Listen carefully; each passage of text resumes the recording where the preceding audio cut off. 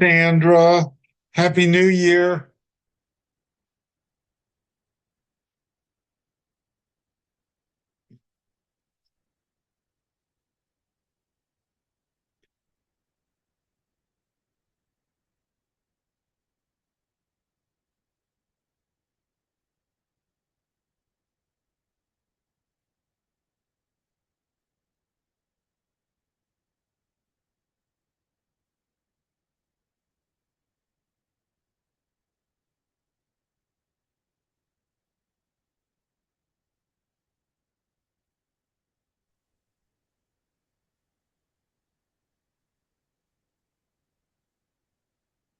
Patrick, Happy New Year to you.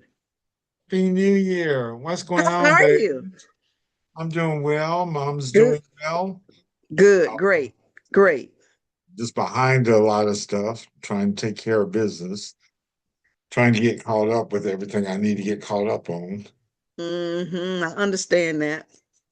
But you're a And I caregiver, just looked at so my email. It's supposed to start at 11:45 today. I know I saw that too. But I went on ahead of time, to make sure I was on. Right, right.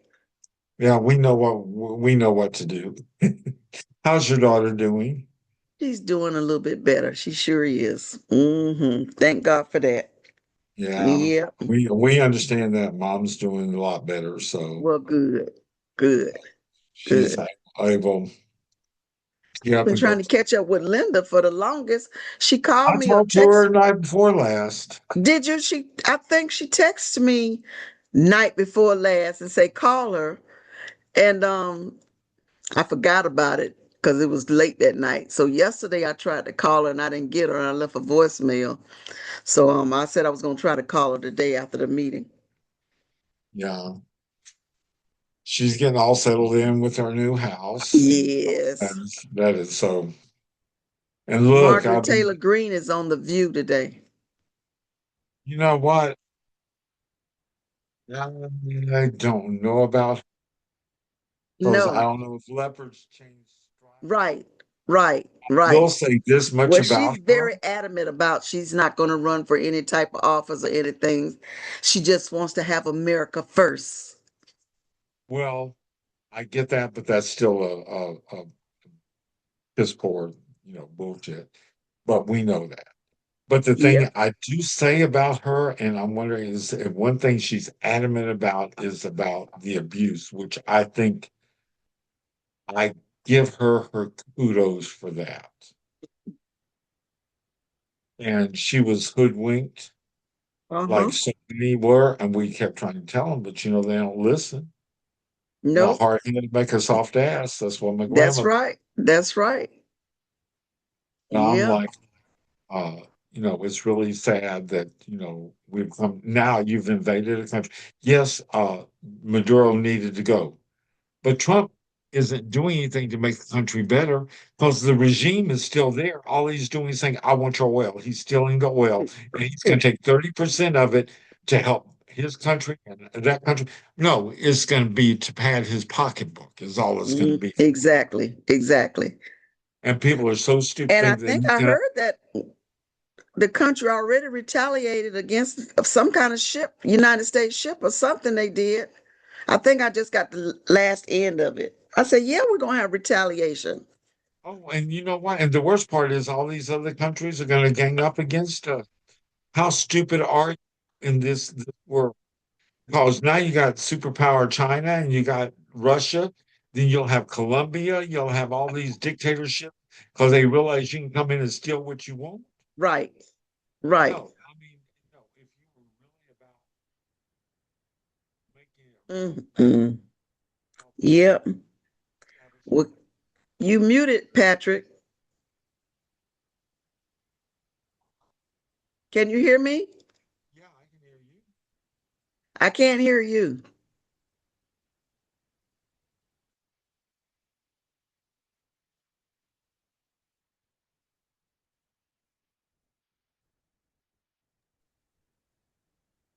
Can you hear me now? I can hear you now.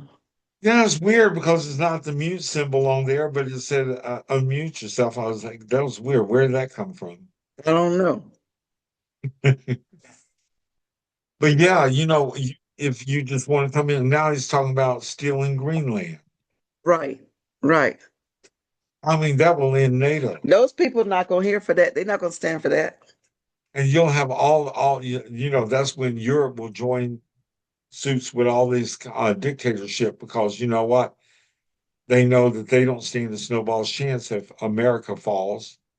Right. But hope and pray because I was reading where their leadership, somebody else died, and there's two special elections coming up, which will narrow it down to just two votes difference. Uh-huh. And so if one person's out, which one is, then that they can't vote on anything. So I was trying to see that email that Karen sent me about our guest speaker today. Um,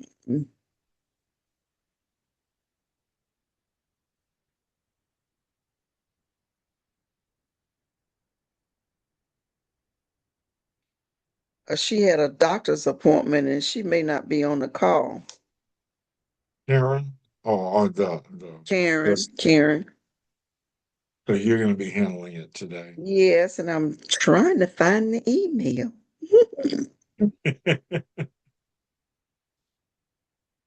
Oh, boy.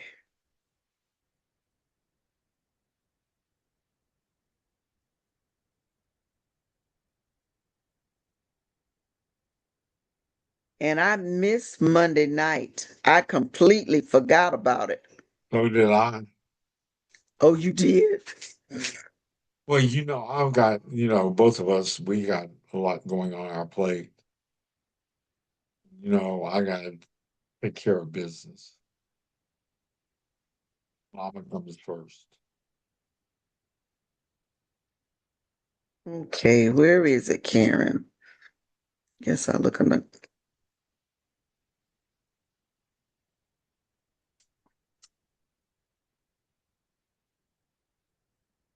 The worst part is my sciatica is bothering me so bad. I mean, Oh, I have, really?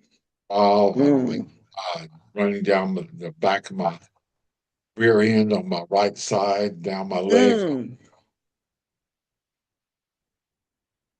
I need to mm. get to the gym to work so I can stretch and do what I need to do. They usually help. You know, a lot of people are having that problem with their sciatica. Well, I know I injured my back when I was in my 40s, and that's part of it. Mm.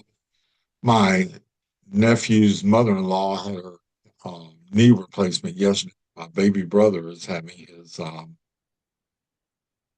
hip replaced today. I don't know if he's in the operating room right now or not, but I haven't heard anything. So,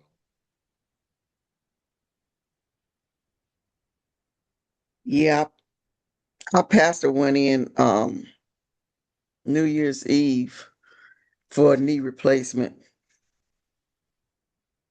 So but he's I gonna was be. told that is easier.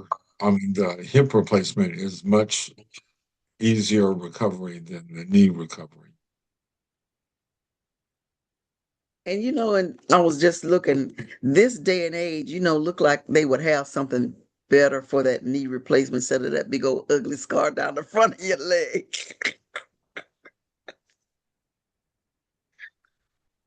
Mm. This is true.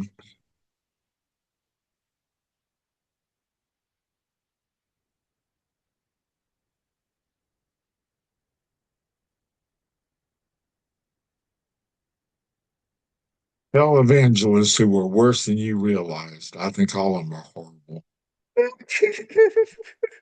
All of them.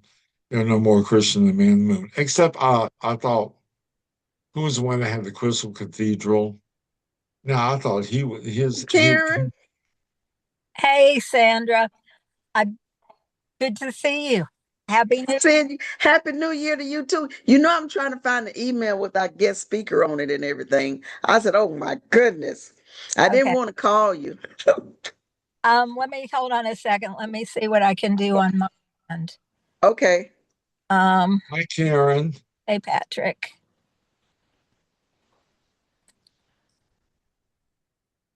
Do, do, do, do, do.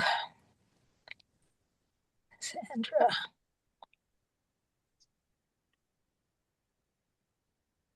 Okay.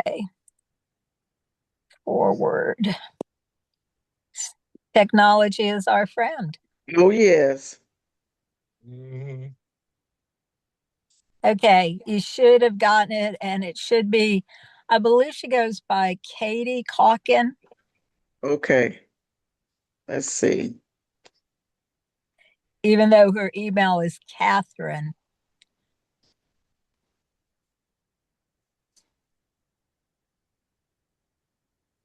Okay, I have it. Good.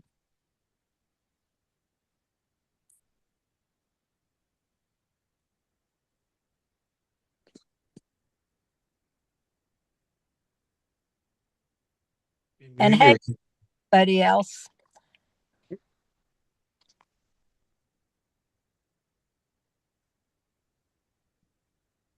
Yeah. Did you have a good New Year's?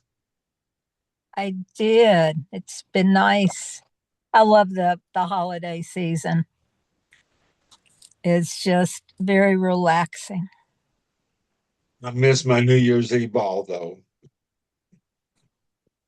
I was watching TV. I looked at, oh, it's 12 o'clock. Happy New Year, Mom. Good night.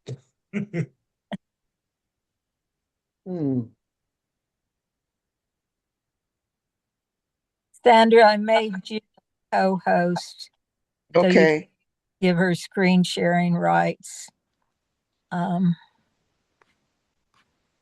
and I'll do that also when she enters. Obviously, I'm on my phone and not um, in front of my computer. Uh-huh. And no doggy. No, I really can zoom with the help of my dog. You're in your car. And in Athens, Georgia, it is unseasonably warm. I think it's going to, Yes, here too. San Supposed Antonio too. supposed to get almost 80 on Friday. I said, "Oh my goodness." yeah, I smelled spring in the air this morning when I was walking my dog. It's yay. But We're then it's getting gonna get good. back cold again next week. Yeah, yeah. So back to reality. Yes. Now we're experiencing a lot of fog in the mornings. Yeah. Mm.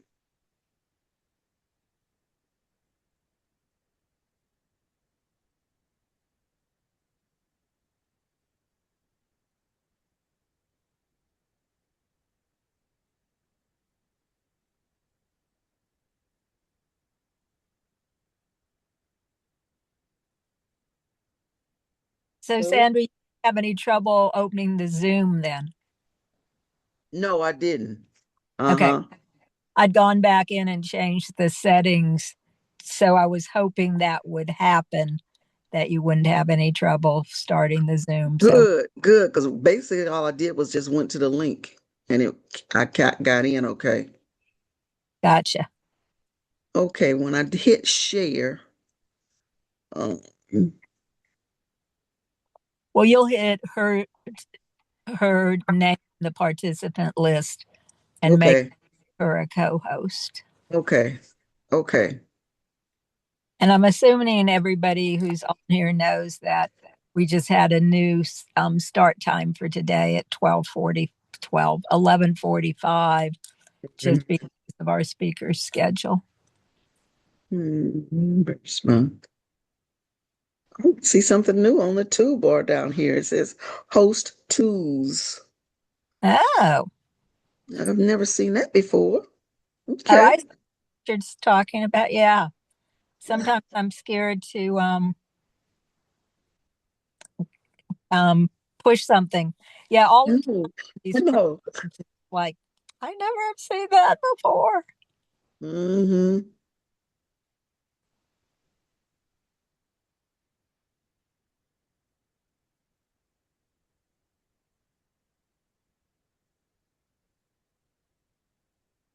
Not on mine though. Mhm. And we have someone iPhone 2. If you're iPhone 2, if you could unmute a second and let us know who you are, that would be great.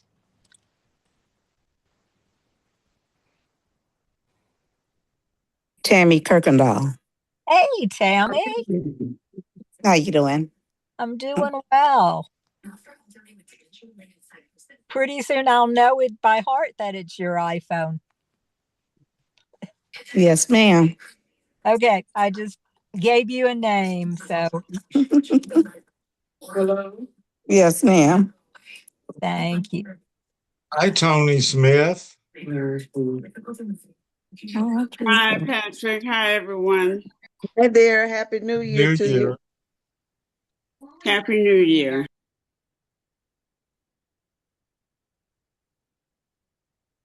And I still think we're waiting for our presenter to Yeah, I join. don't see her yet.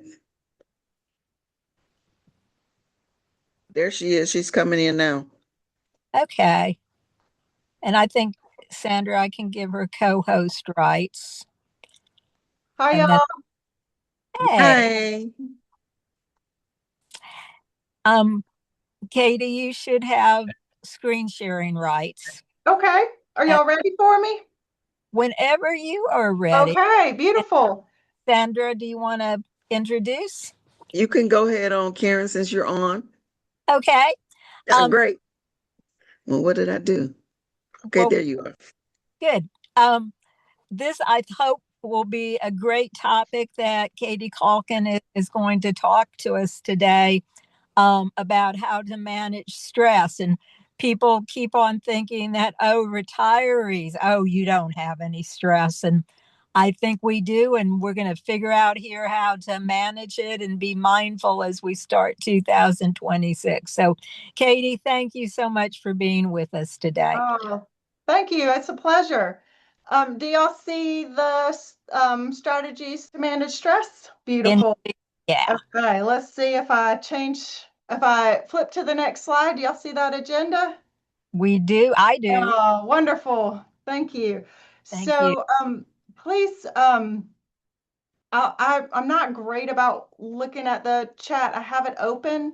If you put something in and I don't see it, just unmute yourself and stop me if you have questions or you want to add to anything. So, but here's what we'll take a look at. Um, oh, now what's happened? I messed it up.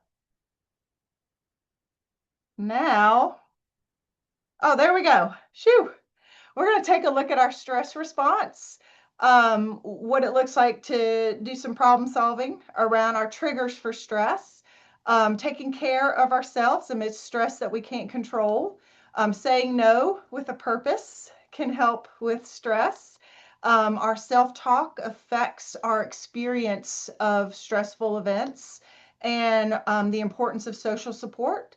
And then we'll take a look at mindfulness. What does that mean? And what are some mindful practices that can help reduce our stress response? And we'll do three different guided relaxations as we go. So we're going to take a look first at our stress response. There's a lot on the screen, but if you look at the upper left, that gray writing, we see, hear, or feel something stressful, that might be something that's happening outside of us, or it might be an internal experience. Then below that in the orange, our body gets ready for fight or flight. So we are ready to react. Freezing, fawning can also be stress responses, but typically we think of this as the fight or flight response.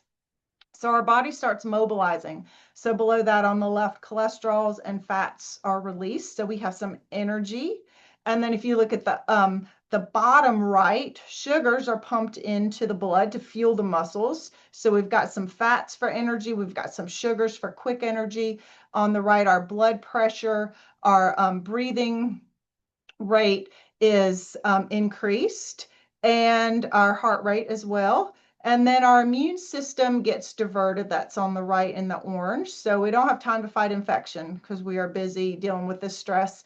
and our brain is busy pumping out hormones, proteins to respond to that stress. Adrenaline, cortisol are two of those. On the bottom left is a reminder that if we don't just have a quick fight or flight response, if we're staying stressed out over time, that can cause chronic inflammation in our body.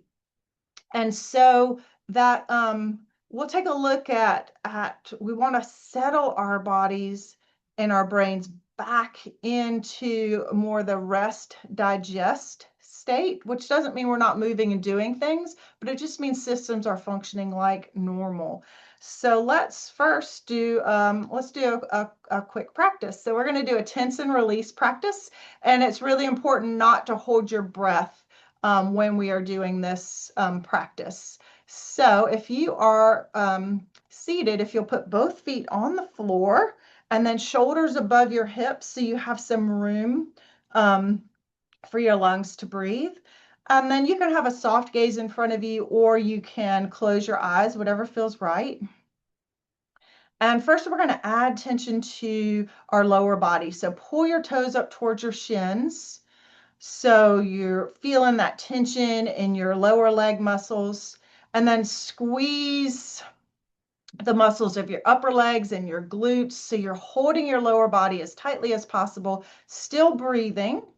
So squeeze, squeeze, squeeze, and then take an especially big breath in through your nose, let it out through your mouth like a sigh, and release those muscles with that sigh.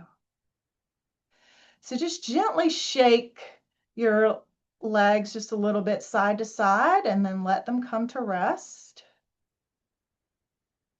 And in your mind, scan from your low back down through, all the way through your toes, inviting any tension that's left to melt away. And then leave your lower body at rest, and we'll make fists with our hands. Run that tension up your forearms, your upper arms, squeeze tightly, feel tension in your chest, your upper back. Keep breathing, but hold that tightly. Squeeze, squeeze, squeeze. Then take a especially big breath in through the nose, out through your mouth as a sigh. Release those muscles. Let your hands rest in your lap. Palms can be up or down. Little gentle shake, and then let them come to stillness. So imagine any remaining tension from your arms and shoulders draining like sand pouring from a sack. Palms are soft, fingers at ease.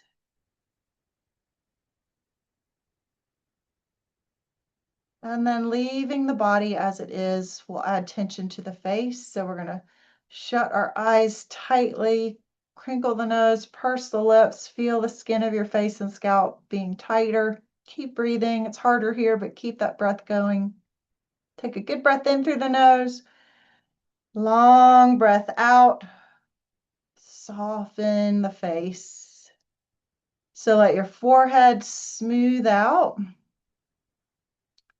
Concentration energy, muscle tension in between the eyebrows releases. Let go of any gripping in the muscles of your jaw so your bottom teeth float. Next breath out, soften skin of face and scalp even more. And then rest your mind on the movement of your breath for a few cycles.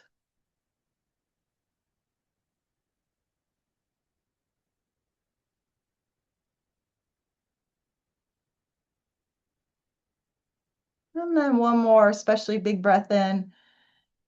Let it out like a sigh. And if your eyes are closed, you can open.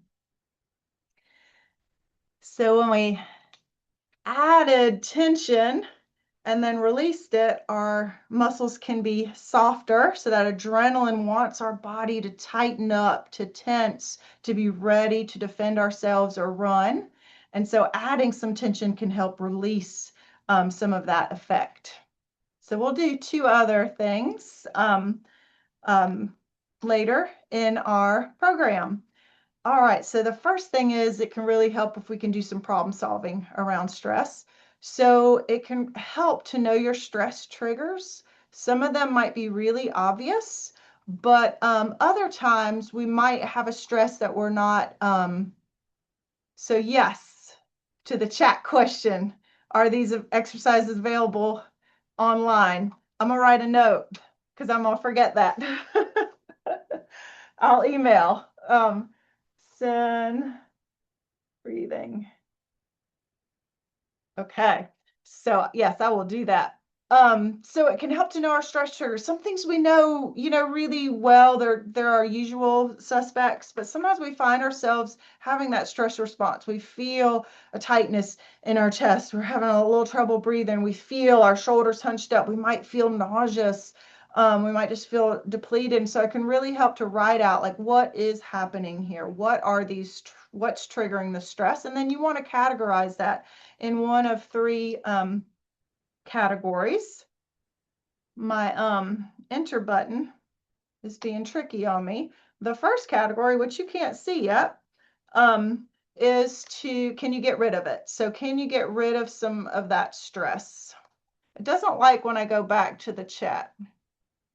There we go.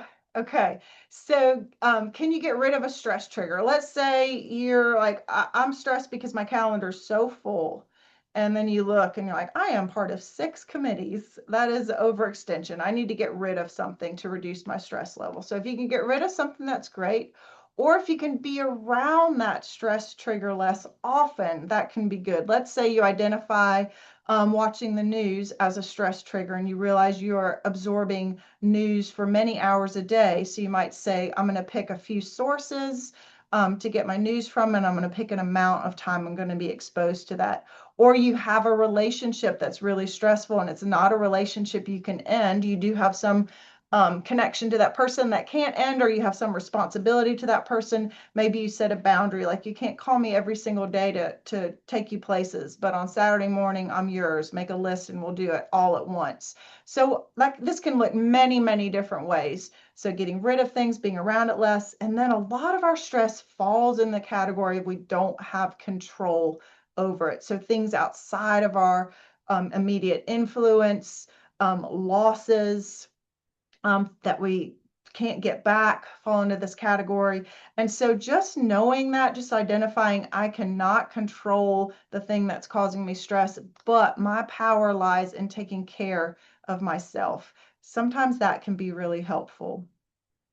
So when we think about self-care, that can kind of sound like it's a word that gets used a lot and it can kind of get diluted a little bit, like it's not important. And sometimes it can sound like a selfish thing to do.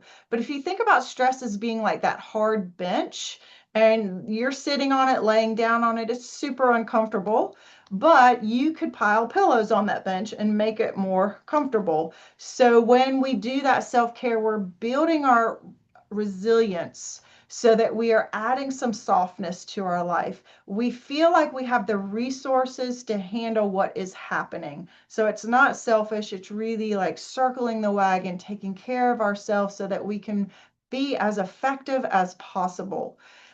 So when we think about self-care, there's some different categories. So that adrenaline, the cortisol, we are hyped up. Even if we feel exhausted, we're still getting those hormones that tell us to be on red alert. So some practices to move, to discharge that stress energy is really important. When we do physical exercise, that can be formal exercise or any physical activities or hobbies that metabolizes or breaks down the stress hormones, helps us return to that homeostasis, that place of rest and digest where our bodies are more comfortable. So any way that you enjoy moving your body helps to metabolize those stress hormones. So we want to get movement, and then we also want to settle and soothe our body. And there's lots of different ways to do that. So we're going to talk about mindfulness in a little bit, but it could be just a mindful daily activity. It could be, I'm just going to eat my meal with no distractions. I'm going to smell the food. I'm going to taste the food. I'm going to be right here present with this meal. That kind of practice can be soothing to our bodies. There are specific mindful movement practices like yoga or Tai Chi, rocking, singing, humming, taking a bath. Those are soothing. When we do something like hum, rock, sing, those vibrations help settle the central nervous system back into a place where we are much more effective. So meditation, prayer practices, a breath focus, a body scan like we did, inviting that excess stress energy to melt away from the body are helpful. So other self-care or positive ways to cope with stress, setting ourselves up for good sleep. We might not sleep well, but we can do everything we can to set ourselves up for that. Eating well, so we are more likely to be effective if we are fueling ourselves with good food. Cortisol in particular as a stress hormone encourages us to eat high fat, high sugar foods. And that is just part of our old wiring. If our ancestors who had to run away from animals to the cave, once they got there, or fight for their life, once they got there, they needed to eat some calories. So cortisol tells us to eat, and it encourages us to eat junk food, but mindfully eating some nutritious food over time can help. Connecting with positive people, enjoying simple pleasures, naming what we're grateful for, especially when we're stressed. The negative things really get our attention, stand out, and stick with us. So pausing and naming the things that we're grateful for, even in difficult situations, not trying to minimize the difficulties, but also seeing what gifts are happening, what positive things are happening as well. Getting absorbed in our hobbies is huge because we get a break from ourselves. So any activity that's like a flow activity where we forget about things for a little while, might have to come back to it, but we get that break, and that increases our resilience amidst the stress. Practicing our faith, that might be something that we do as an internal practice. It might be communal practice. It might be a service practice, whatever that looks like for each person. Having positive, and by that I mean realistic expectations and self-talk. So we'll look at self-talk in a moment. Talking with someone you trust, even if the stress doesn't go away. That's really been studied. Shared stress, you've said what's going on for you, and you feel better. You feel like you are more capable of handling it, even if nothing practical has changed. You feel stronger by sharing it. Setting healthy boundaries, especially in relationships that cause stress. Giving yourself healthy rewards, and asking for help can be hard, especially for can-do people, which I imagine all of y'all are. And that can be really hard to admit the times when we need to lean on other people, when we need some assistance, but that can be a huge way to deal with stress. So social support. So solitude is being alone. Everyone has a different amount of time. I'm an introvert. I need a lot of alone time, but I have friends who are extroverts, family members who are extroverts, and they recharge by being with people. So there's no right or wrong, just knowing how much alone time you need. But then loneliness means feeling alone. So we can be alone and not be lonely, and we can also be with people and still feel alone. So that loneliness is when you have a mismatch between the relationships you want. So the depth of relationship, the amount of relationships is not matching your needs. And half of people who say they're lonely live with someone else. So again, it doesn't necessarily mean being around people. It means having good connections. And people who don't have friends or have poor quality friendships are twice as likely to die prematurely as people who have good social support. And research suggests that we need 3 layers of social support. So we need those intimate, close connections. You might have one person who you're really close to, or you might have several people. Again, everyone's different. There's not a right amount. The right amount's what's for you. And then we need those relational interactions, so they're more casual. You don't go as in depth. You're not as vulnerable, but they're comfortable, positive, casual relationships, and then collective, a larger community that you belong to. You might not know everybody very well, but you're part of that larger community. All right, and so saying no. Some people are more naturally good at saying no to requests and demands than other people. So if you are somebody who is kind of an automatic yes person, then it can help to take a look at saying no. So it can help to know what your personal policies are. So these are like your rules, your standards. They're based on your values and your priorities. And then every time you're making a decision and you're taking action, you refer yourself back to that. What are my values? What are my priorities? So I know whether I'm going to say yes and feel good about this, or whether I need to say no and feel good about it. So some of your personal policies you need to let other people know. So for example, if you have a personal policy, I'm not available for work calls when I'm on vacation, like you got to tell people that so that they can respect it. So some personal policies you share with other people, others are more internal. They're your self-talk. So example, maybe you have a policy such as, I don't say yes to favors that will leave me feeling grumpy and resentful. You're not going to tell somebody, I'm saying no because that's going to make me feel grumpy and resentful, but you're having that conversation inside yourself and you're like, that's not my true responsibility. They can handle that themselves. They're just trying to get me to, they're just trying to push off some things on me. Then you check in with yourself and say no. So that's something to consider for those healthy boundaries in life.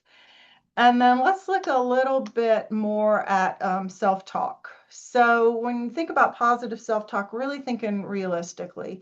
So you're not saying everything's okay, and you're not saying that true suffering and injustices don't happen, because they absolutely do. Everyone experiences those things. But a reframing of our negative self-talk can help lower the stress activity in the amygdala. We're going to take a look at that part of the brain and how mindfulness affects it. And it helps improve our executive function, and that would be more our frontal cortex. And we're going to take a look at how mindfulness affects that as well. So this reframing, these are just two examples that I chose to look at, but they could be many, many examples. So don't think like it has to be these exact statements. So it's a lot to look at. But on the left, our negative thought examples, I have too much to do. There's no way I can get it all done. So if we keep telling ourselves, I can't get this done, I can't get this done, we are less likely to get it done. So reframing on the right is first to normalize it, like feeling overwhelmed sometimes. It's normal, like this is a normal thing. What are the most meaningful things for me to do? What's the most important thing for me to do next? How can I succeed despite these challenges? How can I use my strengths to get me through? So kind of drawing on our resources. And then a perspective taking can help. I don't have to be everything to everyone. What can I eliminate from my to-do list? Are there things people will value more if they have a part in doing them? Am I okay with things not being done my way, also known as the right way? What can I delegate? What can I ask for help with? And then sometimes, we are really tough on ourselves. So sometimes it can help to think, what would you tell a friend to do? So what advice would I give a friend in this situation? Because most likely you would be gentler, easier, more realistic with someone else. So how would I help a friend? Let me help myself with the same generosity that I would help a friend. And then an emotional example on the left, I'm trying to push through this grief, but I'm not strong enough. So we tend to attach some like self-worth to some of our negative self-talk. So this person's experiencing intense grief and it's hard. And so they're telling themselves they're not strong enough, they're not good enough. So that's like just adding more grief. So again, normalizing over on the right, grief hurts. It's okay to feel worn out while I'm experiencing this. Who can I talk to? How can I support my body right now? How can I support my mental, emotional health right now? And using both and statements can help. So I am really struggling right now. And I trust I can fit in some self-care activities this week. So acknowledging what's happening and acknowledging that you have tools, you have strengths, you have resources, you have support And both of those things can exist at once, and you can draw on those resources to help. And again, how would you respond to a friend? What kindness, what generosity, what compassion would I offer a friend who is feeling like I do? And then turning that inward. And that can be hard, especially if we're people who are used to getting things done and we don't feel like our normal capable selves, but giving ourselves that generosity. So let's practice again. Let's do, we'll do a little guided relaxation. So we did the tense and release, but you might be in a situation where you don't want to do that tensing and releasing. You might just even be standing in a grocery store line and you just want to do this where people don't know what's happening. So you can close your eyes here if you want, but you could also do this with your eyes open anywhere you are. So I'm going to close my eyes, do what feels right for you. And just check in with your breath for a moment. Just feel where that breath is in your body. And if you're only feeling your breath in your chest, which can be especially true when we're stressed, feel that gentle movement in your belly as well. So not forcing it, just relaxing your belly so your diaphragm has more room to move. And you might notice that you feel breath in your rib cage as well. Not something we're usually tuned into, so just notice that. And you might notice that our breath is all the way around our body, so not just in the front, but that you can feel your breathing all the way around, three-dimensional breaths.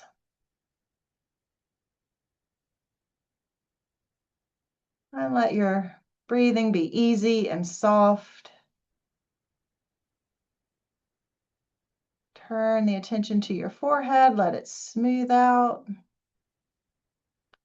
Again, releasing tension in between the eyebrows, soft around the eyes and cheeks.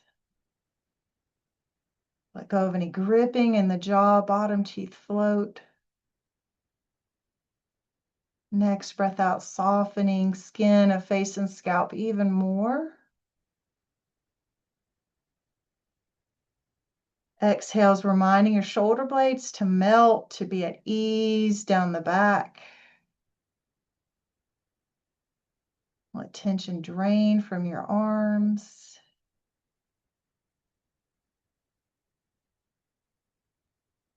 Feel your chest being open and free. Your breath moves easily. Check in with your heart space. Imagine your heart expanding as well with each breath, softening, relaxing with each exhale.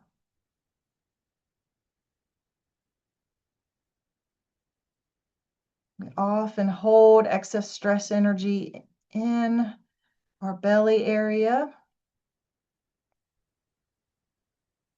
So imagine your breaths just gently inviting any coiled up stress to relax, to soften, to melt away.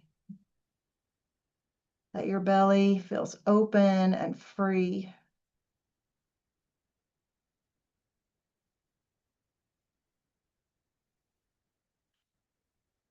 And then low back, glutes, legs, again, just let that excess tension gently melt down through the soft soles of your feet.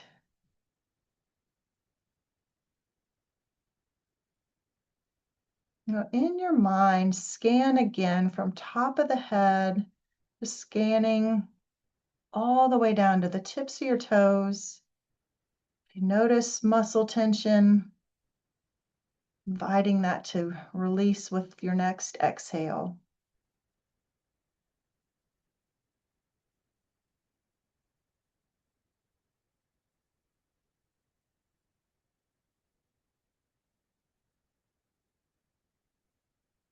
And rest your mind on the easy movement of your breath for a few cycles.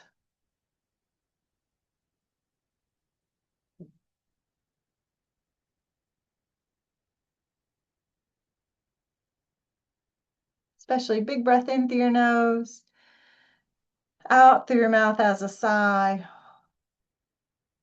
And then if your eyes are closed, you can open. All right, so same type of thing as tense and release, but just starting with where we are, and can be a more subtle way to invite that tension to leave. All right, so we will look at mindfulness as our last strategy here for handling stress.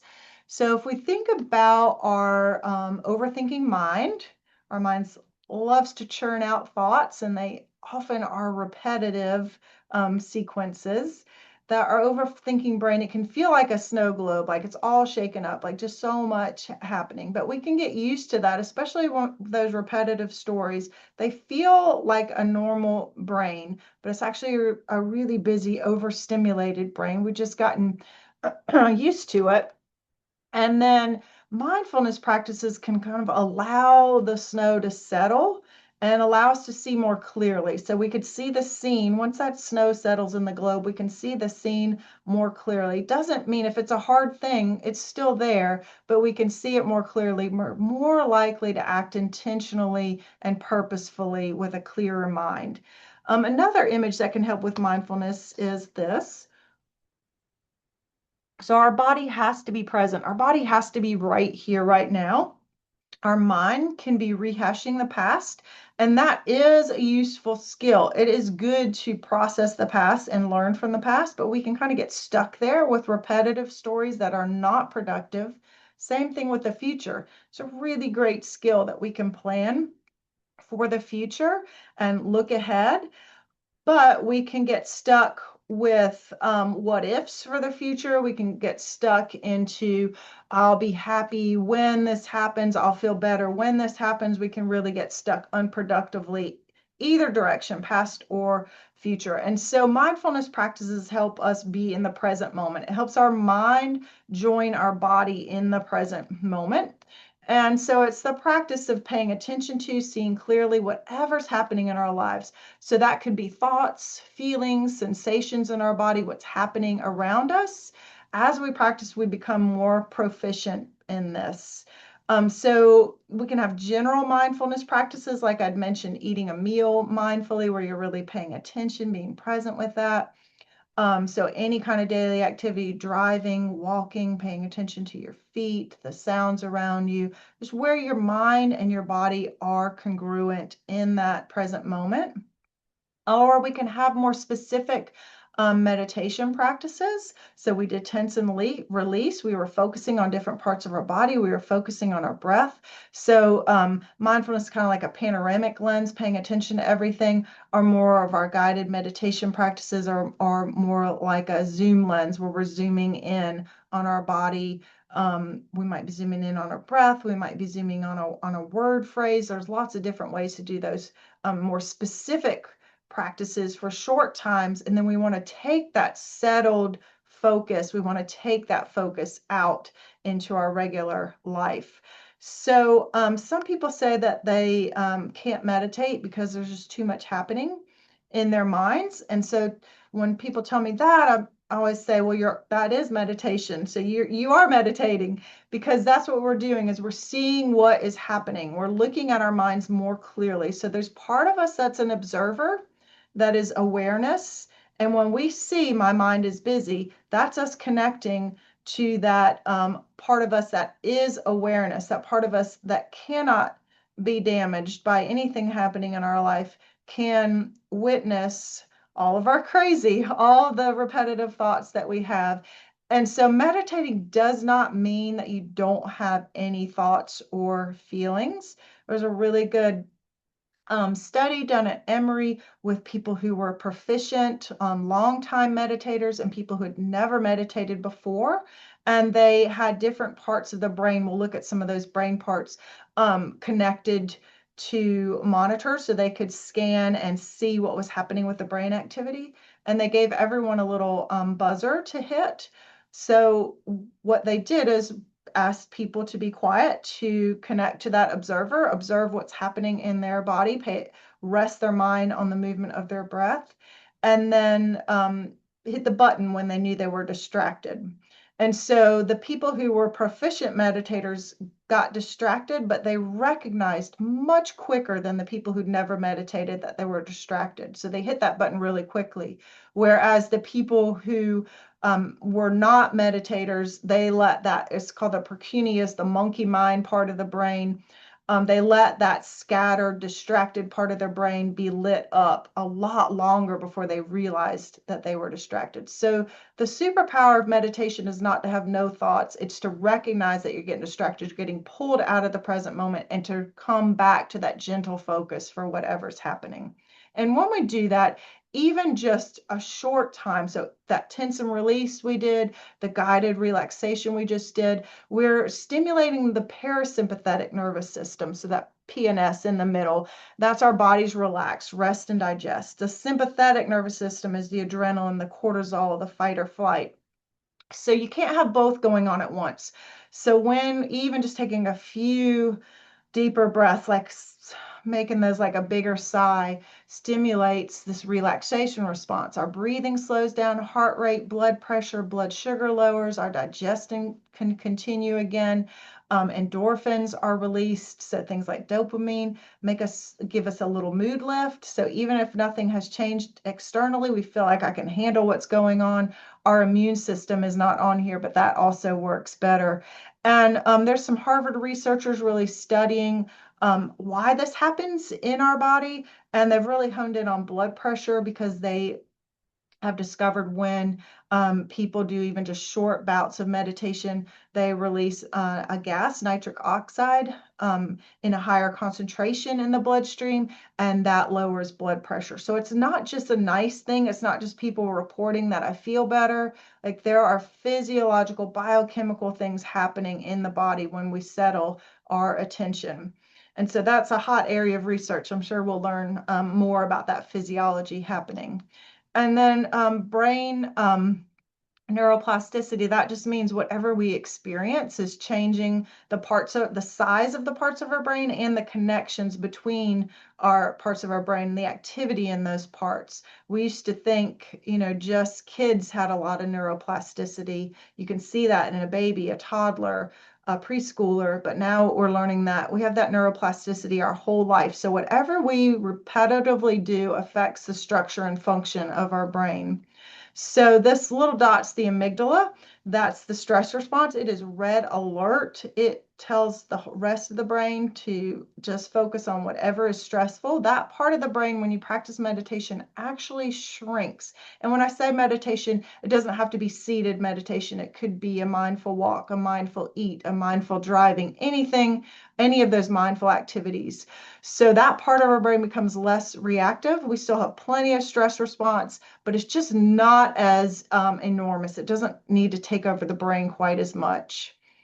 And then the hippocampus actually thickens. That part of the brain helps us with self-awareness, empathy, compassion, altruism, learning, focus, memory, perspective taking, and emotional regulation. So these are good things. These are higher functioning things. That part of the brain actually gets thicker. So there is a Harvard study where they took 50-year-olds and who meditated, 50-year-olds who didn't meditate, and they found that the hippocampus was thicker in those 50-year-olds. It was more like a 25-year-old, and that's typically when this part of the brain isn't getting it thicker anymore. And so they thought, well, maybe meditators are just strange and they have a bigger hippocampus, and maybe that draws them to meditation.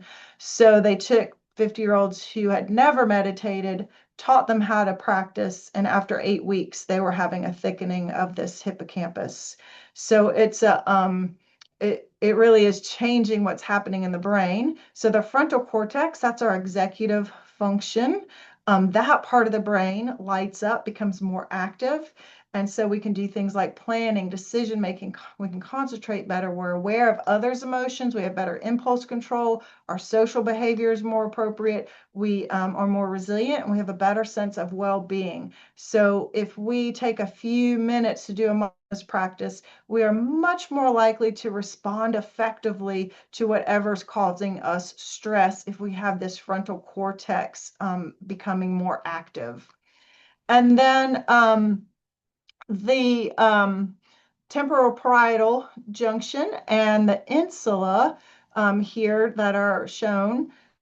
This has been shown, this has been studied at the University of Wisconsin with Tibetan monks who have over 40,000 hours of meditation practice.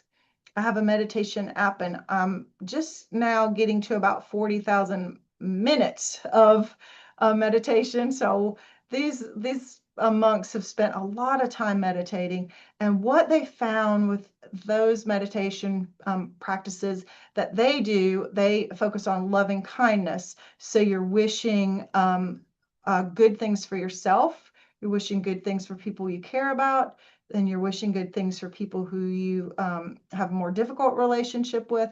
Then you're wishing good even for people who you think are doing great harm, and you're wishing good things for all beings. So that particular loving kindness meditation, they found that these parts of the brain were really active in the monks. So empathy, compassion, understanding your own and others' emotions, joy, love, contentment.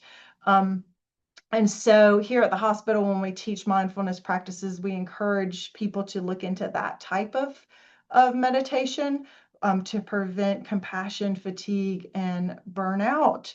And certainly that is true for educators as well. So that kind of meditation may be something that you are interested in. So it really is changing what's happening in our brains. Let's do one more practice, and then I'll and invite y'all to add your wisdom and to ask any questions or clarifications that you might have. So we're going to count our exhales here. This again is something that you could do with your eyes open anywhere you are. But if you would like to close your eyes, I'm going to do that. You're welcome to do that as well. So just get your body in that whatever position feels comfortable. I'm just going to take a little bit longer breath to start out because I've been talking quickly. So just to settle my breath. And then let your breath be comfortable, be at ease. And our mind, the natural state is that precuneus monkey mind bouncing around from thought to thought. So we're going to give our brain a simple job to do. It does not mean it's easy. It takes training and practice to learn to have that gentle focus. But we'll give it the simple job of counting our exhales. Next time you breathe out, think to yourself 1. And then when your next exhale rolls around, think to yourself 2. Continue counting your exhales at your comfortable breath pace. Count up to 10, then start again at 1. And it's so normal for the mind to wander off. Pay attention to a sensation in your body, a thought, a feeling. As soon as you notice you're distracted, come back to counting the exhales.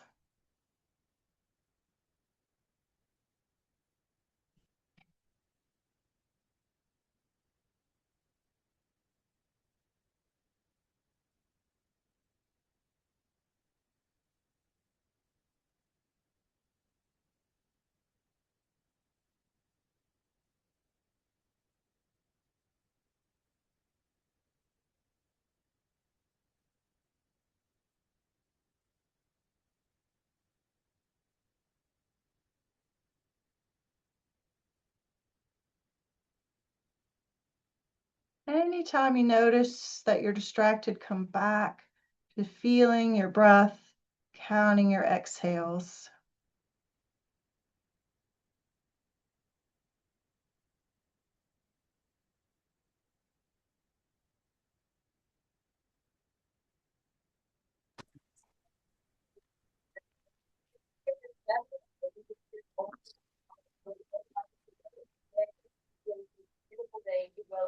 outside, and here's what that video look at. The temperatures in the 70s this week. I mean, how often does that happen? And then let's all take an especially big breath in, like your whole body can get bigger, fuller. And then out through your mouth like a sigh. Whole body softening. And if your eyes are closed, you can open. All right, I'm going to stop sharing my screen here. Okay, so y'all have a lot of experience with dealing with stress. So if there are things you'd like to add, please do. Or if you have anything that you'd like to clarify, do that as well. And I'll also add a third one is just what are you taking away? You Oh, participants, what are you taking away from today from what you've heard? I love it. Thank you, educator. And somebody put in the chat, I'd like to use some of the breathing component with her students. Okay. And I Where, think they're elementary school students. yeah, where is Corley? I don't know that elementary school.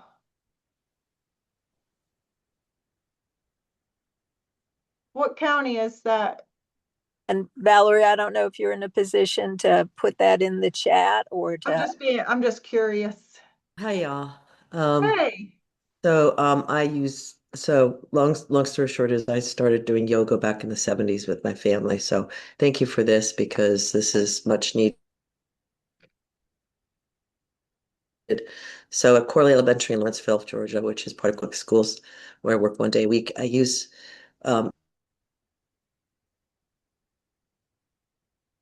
do some stretching too with them.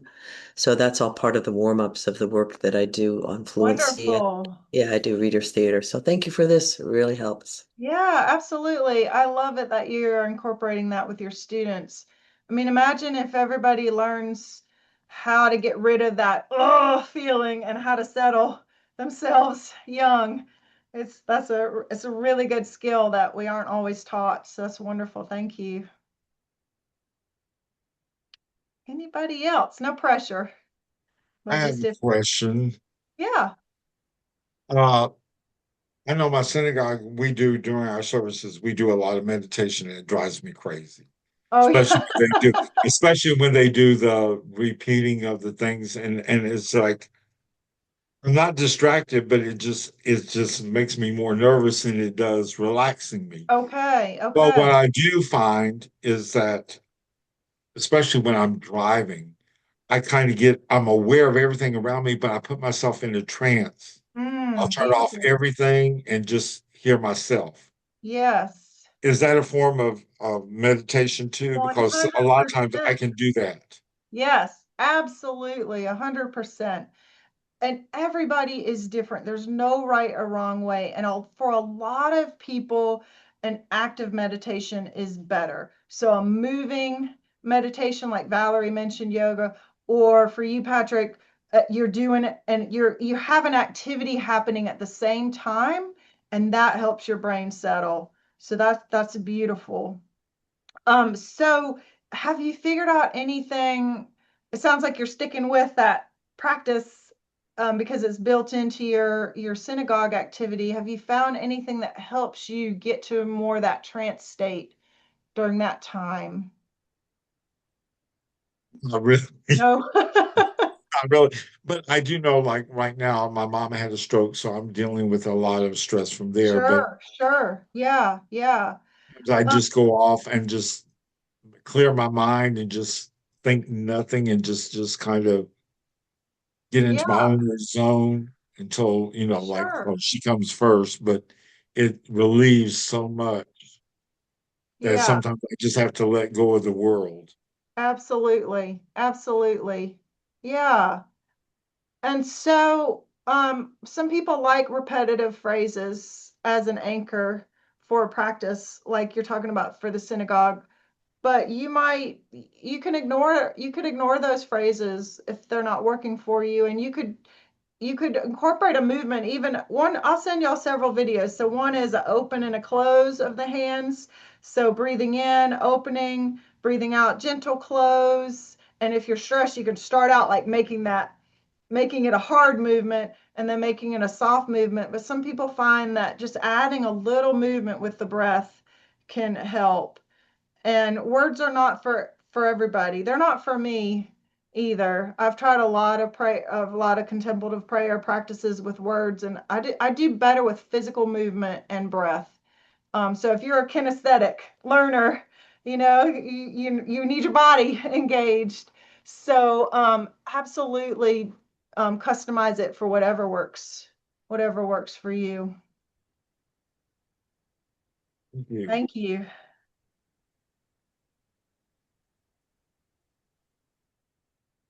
Well, for me, I'm taking away, I think I need to up my conscious meditative practices. Mm. And it's just, I get mired in when they, whoever the magical they are, say, well, if you have 10 things to do, prioritize. And when they all seem, in my mind's eye, to have equal priority, I just get in this quagmire. And Mm-hmm. so I think I just need to up things a little bit. And then I also realize that what works for me is if I do have my list of 10, if I crank 3 or 4 of them off the list, especially if they're simple and I can just take them out of my life by doing them, then I relax a lot more. That's great. Yeah. So they might all feel top priority in terms of importance, but figuring out what can I do quickly is a great way to shrink that list. That's a great strategy. I love it. So it might Thank be important, but easy to do really quickly. So do that one first. Yeah, that's beautiful. And so sometimes people will set an intention for if you're doing a more formal, like I'm going to do a seated or walking, meditate like this. So sometimes people will set an intention like, you know, brain, help me see more clearly what's the next best thing for me to do after this. And a lot of times that will help. Our brains want to help us, but they can get just so, like you said, that quagmire and just busy or just stuck. And so asking your brain to help you identify what's the next best thing to do. And I mean, we can only do, we there's really good research that shows not very many people can multitask well. So we really only can do the next good thing. And so to say, what's the next good thing I can do? What's the next good thing to do? What's the next good thing to do? One thing at a time can be a great approach when we're in that overwhelm. Anybody else? No pressure. I know your time is wrapping up too. I forgot that this was for Georgia. I'm in Clark County, so got my brain on Athens. But I love it that y'all are from across the state and that you support each other. That's really beautiful. That's wonderful. Well, it's a byproduct of COVID is that the Zoom has allowed us to meet and to be with each other and Yeah, not drive somewhere to do that, which is stressful. yeah, right. Yeah, we did get some good we got some good benefits from that time. Some new tools and skills. That's good. Well, Karen, thank you for reaching out to me and for setting this up. I really appreciate it. Been a pleasure to be with y'all. Katie, this I'm speaking for myself, but this has been wonderful. I'm glad. I have new thoughts to think, and I appreciate your sharing with us today. So, thank you Right. again for Yeah. giving your time and your talent. And I'll whatever you send to me, I'll Yes. forward to the participants. Beautiful. Thank And you so much. thank you. And before we scatter, just want to hold up some things that should be on your radar. Hopefully you got the last edition of the In the Loop, the GAE newsletter. And if you go to mobilize.us/GAE, you'll see the other events that we're hosting. And one of them is this coming Saturday morning, Lobby and Learn via Zoom, starting at 9 a.m. And we know that next Monday, the legislative session, the Georgia legislature convenes. And so we have those 40 days. And Lobby and Learn is just a great opportunity to hone your skills as a citizen lobbyist and be prepared for this upcoming session. I also hold up that in the loop or in the last GAE, anything you receive from GAE, there is the February 1st deadline of your registering to be a delegate to our GAE-Retired.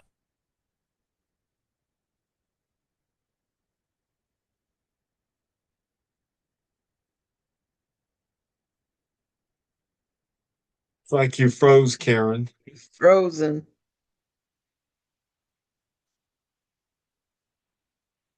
But there is a deadline in the No magazine. They do have a QR code that you can scan to register for the spring RA and to be a delegate, and also for the NEA delegate RA. So be And sure to that check. deadline is February the 1st for both of them. And then the virtual GAE-Retired Day at the Capitol will be virtual on the 29th of January at 6:30. And that's also in the loop. I don't know if it's is it The in the No virtual, magazine? right. The virtual account is how to navigate what we're doing when we go to the actual GAE event at the Capitol. So you'll learn all the ins and outs of what to do once you get there. That's the importance of our event that we're sponsoring. Also, our All Members Conference is April the 17th. And if you would like to nominate someone as an officer, please contact me. I'll put my information in the chat. I serve as your chair for the nominating committee for GAE-Retired. That's president, vice president, and secretary positions are open. And I'll put my name in the Do chat. we do have two other positions available, isn't it the legislative and You're right, Patrick. And it's the Legislative communications. and communication? communications. And we definitely need somebody to step up for communication. We would love to have them to fulfill that position.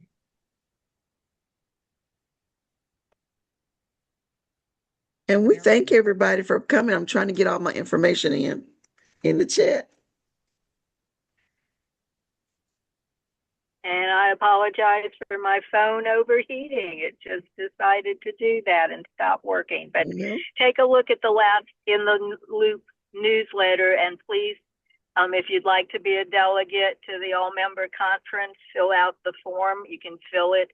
It's fillable online, and then you can, it's fillable online for both forms, for the GAE-RA and then also for the NEA Retired annual meeting. So, and Lobby and Learn this Saturday. And for February, when we meet on the first Wednesday, Joe Fleming, who, as I hope you know, is our GAE Director of Political Affairs, Government Relations is his title. He will be our featured speaker. And